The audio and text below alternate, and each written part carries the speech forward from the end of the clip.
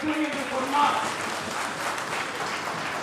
நான் சும்மாவே நான் முன்பு பழனி பாபா மனசு வைக்கிறார் அடுத்து சாகப்படாம். பிறப்பும் இறப்பும் உனக்கும் தெரியாது எனக்கும் தெரியாது. ஆனால் நம்ம பிறந்திருக்கிறோம், சாகனுக்கு இல்ல, நிச்சயமாக உண்மைக்காக நேர்மைக்காக உறுதியாக வாழ்ந்துட்டு தான் போகணுங்கிற கொள்கை பிடிப்பு உள்ளவர்கள். எதிலேயுமே சமரசமே கிடையாது.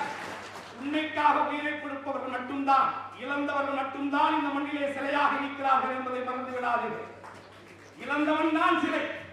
ஆக மக்களுடைய உணர்வுகளுக்காக, அவருடைய உரிமைகளுக்காக, ஒட்டுமொத்த இந்த தேசத்திலே மதசார்பற்ற ஒரு நிலையை உருவாக்க வேண்டும் என்பதற்காக இதுவரை நீங்கள் இருந்ததெல்லாம் போதும். இனி வரக்கூடிய காலங்கள் நமக்கான காலமாக, தமிழர்களுக்கான காலமாக உருவாக வேண்டும் என்று சொன்னால் நீங்கள் ஒரு குடையின் கீழ் அல்லாஹ் என்கின்ற அந்த மகானுடைய வழியிலே நீங்கள் உறுதியாக நின்று வரக்கூடிய காலங்களிலே மதசார்பற்ற ஒரு மதத்தை அனைவரும் நேசிக்கக்கூடிய ஒரு அரசாக மாண்புமிகு தமிழக முதல்வர் மு.க. ஸ்டாலின் அவருடைய ஆட்சி உருவாக நீங்கள் அத்தனை பேரும் ஒரு குடையின் கீழ் நிற்க வேண்டும் என்ற கோரிக்கையை நான் உங்களிடத்தில் வைத்து என் அருமை தம்பி இது போன்ற பல காரியங்களை செய்து கொண்டே இருப்பான், அவன் என்றென்றும் இந்த மண்ணிலே நன்றாக இருப்பான் என்ற உறுதியோடு வாழ்த்து விடைபெறுகிறேன். நன்றி, வணக்கம்.